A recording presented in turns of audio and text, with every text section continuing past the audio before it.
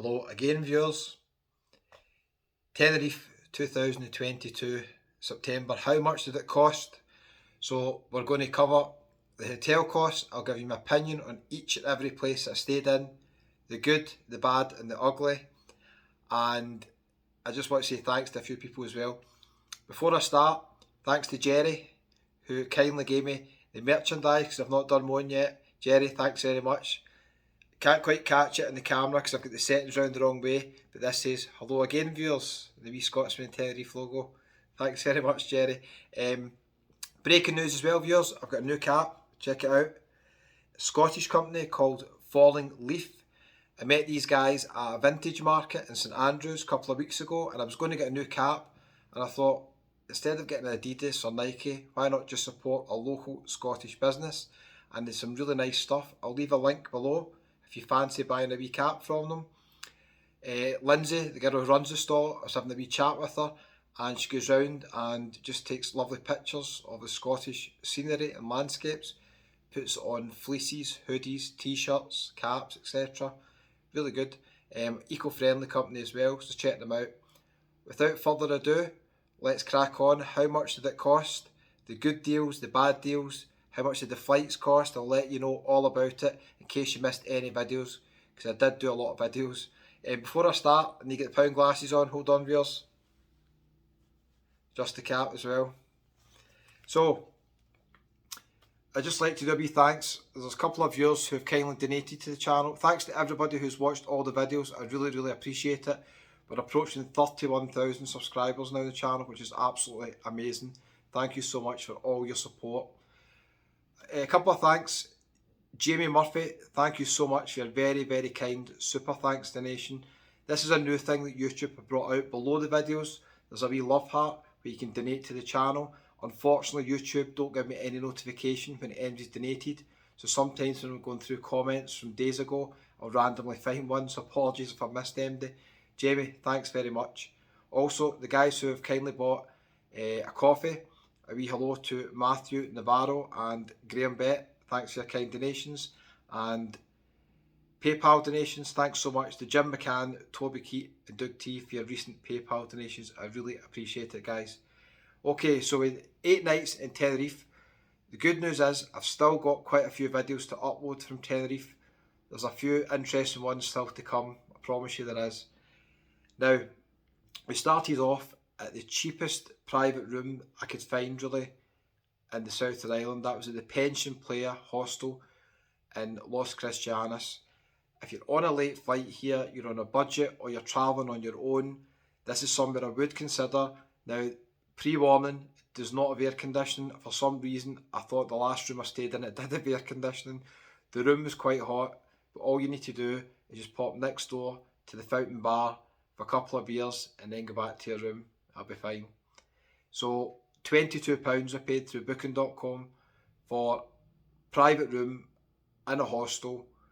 There's no reception. You just you punch in the codes they give you on the emails. You pick up your key when you go in there. It's perfect for me for one night. I wouldn't stay any longer really there probably because the rooms, especially in the height of summer, would be far too hot. Maybe in the winter months, December, January, February, it's going to be a lot more bearable. But value for money, viewers, £22 to stay on the beach virtually at Los Cristianos. Can't complain. So that was the first one. Then we went to the Oro Blanco.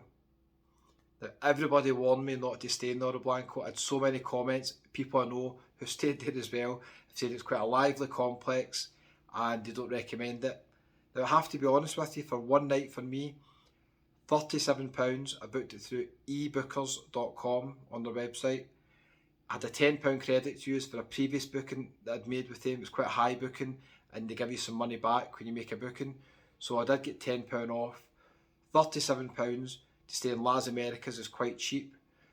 And the room was very dated, from the 1970s. Pretty hot as well, but all you need to do again is go next door to the whiskey jar, have a few vodkas, and you'll sleep anywhere. You'll be fine. So it was not bad for one night. I had a good wee night in the whiskey jar. I've got a couple of videos on the channel coming up soon. I met quite a lot of viewers in the whiskey jar. Pleasure meeting you guys in the whiskey jar. And Would I stay in Oro Blanco again for one night? Yeah, probably for one night. For a week, not sure. The room I had was right at the back of the building. The reception guy told me it was easy to find. I disagreed with him.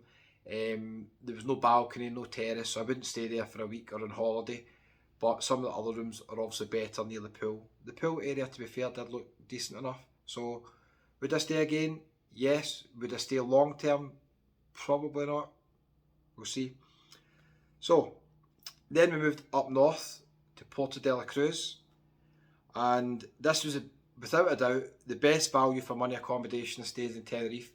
If you stay in Puerto De La Cruz, to a lesser extent Santa Cruz, you'll get great value for money compared to Tenerife South. Compared to Las Americas and Costa Adeque, the hotels up in the north are far better value for money. They've got a lot more character and history.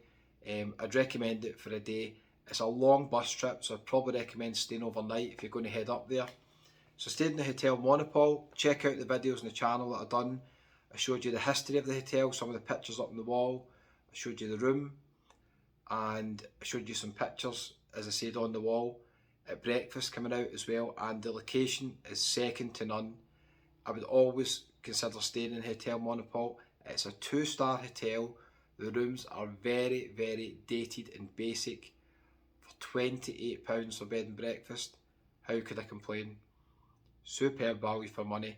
I just wish it wasn't as far away from Los Cristianos as it is. I would go to Puerto de la Cruz a lot more often if it wasn't quite a big bus journey up there. And if you're in Puerto de la Cruz at night, around about 9:30, 10 o'clock, head down to Molly Malone's. You'll get some live music, great singer, a guy's called Brendan, and quite a lot of the audience come up and sing as well. But my favourite bar, without a doubt, I've been in Tenerife. So that was the Hotel Monopole. We then moved to Santa Cruz.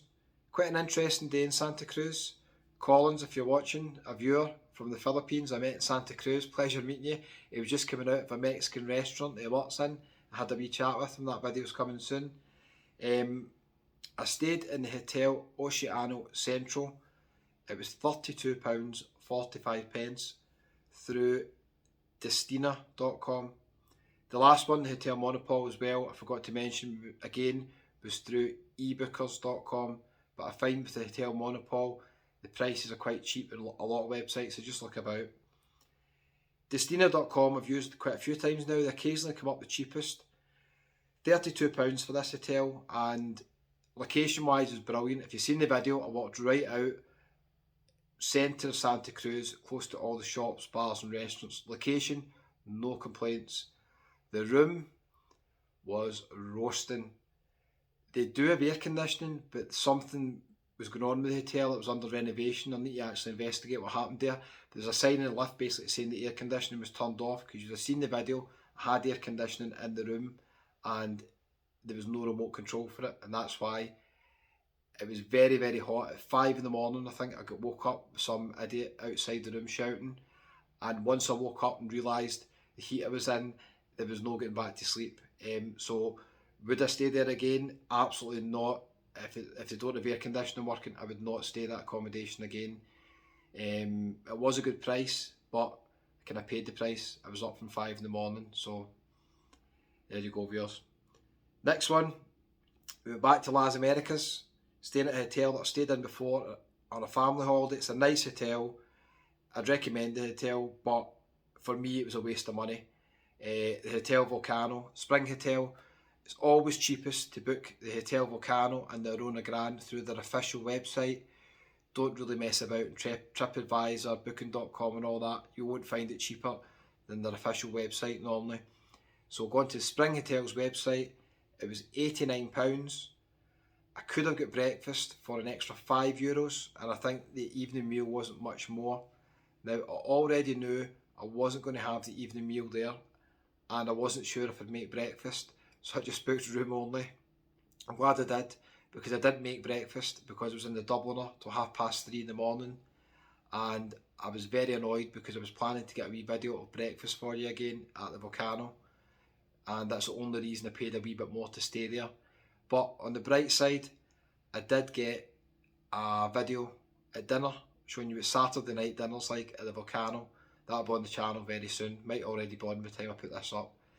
So the Hotel Volcano, would I recommend it? Yes. If you're just travelling on your own and you're never in the room, would I recommend it? No. It's too expensive for me. For £89, I checked in just after 7 o'clock. I left my bag there before 3, went and done videos, checked in after 7 o'clock at night, headed out to Dubliner and the Bull's Head, and come back in at 3:30 in the morning, woke up in the morning and checked right out. I spent no time in the hotel whatsoever. So for me, it was a waste of money. If you're going on a nice week or 2 weeks break, yeah, it's a nice hotel. Depends on the deal you get. So that was a Volcano. I'll stay there again probably one day, but not when I'm doing videos. Next, we moved on to one of my favourite places, as you know, the Sunset Bay. And as you know, I get a wee bit unlucky with the room. If you book a studio apartment and the complex is very busy, the Sunset Bay can allocate you a room right down the bottom. On the positive side, if you've got any mobility issues, or if you've got a wheelchair or a scooter, it's a very good location. If you're in D104, 105, I think it was 105 I was in, you're right at the start of the complex, so you avoid the steps and the hills, but at the same point, you're right next door to all the bars, which is a good thing sometimes, viewers. You've got Maguire's Irish Bar, you've got New Hoppies, quite a few ones, the Sun Inn, some good wee bars right next to your accommodation, but your balcony and terrace is going to be in the main road. So first of all, it's not always going to get the sun because there's quite a lot of trees out there as well. It's quite noisy and there's not much privacy because you've got people walking by all the time. So if you're in the Sunset Bay, ideally you want a room up the top. You need to walk a wee bit further up the hill, but you'll have much better views and more privacy. And some of the terraces and the balconies are absolutely amazing at the Sunset Bay. They're really, really good value for money if you get those rooms, which I didn't. So I paid £93 for 2 nights. So I paid almost the same for 2 nights at the Sunset Bay as I did at the Volcano. And roughly worked out about £46.70 per night. That was booked through hotels.com. They were roughly the cheapest, but the reason I booked with them is because when you book with them, you get stamps, and every 10 nights you stay, you get a free night with hotels.com. So after about 10 nights, I expect to have a credit, maybe for about £40 that I can use on my next hotel stay. So it's worth booking with hotels.com if they're the same price or cheaper than everybody else. Booking.com do have a similar program. They'll give you booking credits, but it's more complicated. They give you 10% back of your overall stay. So for example, if you book a nice hotel in Tenerife for a week with Booking.com, it's £850. If they have this promotion on, they'll give you an £85 credit maximum towards your next bookings. But it is more complicated than hotels.com. So that's the Sunset Bay. I like the complex. I'll stay again. I'll try and avoid the room I got. We'll see, viewers. And finally, on my final night, I went back to Los Cristianos. You'd have seen it, done a wee video with Rick from Rick and Shelley down the El Mirador strip, and it was a good wee night in Los Cristianos, as I always do, my favourite place. And I stayed in the Tenerife Sur. The Tenerife Sur is round the corner from the bus station. It's across from the Christian Sur, the sister complex. I paid £56 through hotels.com. Hotels.com were a few pounds dearer than other sites here, but again, the reason I booked with them is because I'll make the money back on the credits they'll give me back for the night. Is it worth £56 at the Tenerife Sur? I would say no. Most of the rooms don't have air conditioning. The first room they gave me was absolutely roasting. I don't even think I could have slept in it. It was down the lower floor overlooking the Funchal strip. So location wise, you might argue quite good, but it's on a wee side road off the main road. It's not very private. You can see all the good bars there, Sandy's Bar and all the other ones, YOLO Sports Bar, Tide's Fish and Chip Shop, went there as well. But I wouldn't recommend the ground floors. Somebody did tell me that the studio apartments in the Tenerife Sur have got air conditioning, and that part of the block has also got a lift. Most of the other rooms in the Tenerife Sur are not suitable if you've got any walking difficulties, they've got a lot of steps up the top, and the rooms are very, very dated, most of them, and they don't have air conditioning. So they did move me to a better room up the top, to be fair, thanks very much. The staff in the Tenerife, sir, are very nice and friendly. The location's brilliant. The rooms are very dated, and if you don't have air conditioning, they're going to be very hot at particular times, so I'm not sure if I'd recommend the Tenerife, sir. I like the location. If I could pick my room, I'd maybe take it. Now, that's where across the road from the Tenerife, sir, you've got a wee bit of an advantage. The Christian, sir, complex is quite a nice complex. Again, the rooms are dated. Most don't have air conditioning, but you can book it through a company there. I don't know if they're still there. I need to check. Called Atlantic Horizons, and they'll actually tell you what room you've got. So you can pick actually a room with a really nice balcony looking right down to the promenade and the sea. So you'll spend most of your time sitting out in the balcony of the terrace anyway there. But the advantage with the Christian, sir, if you book it through certain companies, you can actually pick your room, and that is quite a big advantage, because in the Tenerife, sir, some of the rooms are very, very hot and not brilliant locations. So anyway, that was the Tenerife, sir. So, total hotels came to £357 for the 8 nights. It was not bad. Take away the Volcano one, it was quite expensive. I got some good deals. Wasn't too bad. Quite busy in Tenerife, so it was quite hard to get good deals. Wasn't bad. Flights, to it was £99 out. That flight did come down in price, so I made a mistake booking that. I should have waited to the very last minute. I did wait till almost last minute, but it wasn't too bad. Ryanair on the way back into Prestwick was £67. So the flights were £166 return. The hotels were £357. Your total was £523 for 8 nights in Tenerife. Moving about all over the place. Up in the north, down in the south, different hotels, anything from a 1-star to a 4-star. So a bit of variety. Somebody did make a good point. If you book accommodations well in advance for a week, etc., you'll get better deals per night. But just what I'm doing with the videos, I'm always going about the place, so I have to just book them individually. So what do you think, viewers? Was it a good deal or not? Let me know in the comments. Average, I'd say, not my best deals. We'll wait and see. The days of the €5 flights with Ryanair might have came to an end, but I have booked a flight to Lanzarote in December for £38 out there, which is not bad. I've no return flight booked yet. That's too expensive. I'm waiting to see if that comes down in price. We'll wait and see. Do me a wee favour, if you watched the video right to the end, then you're definitely a superstar. Check out the caps and follow and leave a link below as well. Give it a wee thumbs up. If you're new to the channel, you've enjoyed the videos in Tenerife, hit the wee button there. It says subscribe. It doesn't cost a penny. It's absolutely free. If you hit the wee bell for all notifications, you'll get a wee message when I upload new videos as well. If you've watched right to the end, I'll let you know. I'm possibly going away on Sunday to another destination. Now, before I've even got on the flight, viewers, I've already made a mistake with this one, but I'll let you know on Sunday at the airport where I'm going. If I make it, you'll see a wee airport. I won't be at the champagne bar because it's an early morning flight and that bar's not open till later, so it won't be a live video. I'll just do a quick video showing you where I'm going on Sunday if I make it. I need to see if I can make it or not. There's a few things going on, I might not, so we'll wait and see, viewers. Thanks for watching. We'll see you on the next one. Take care.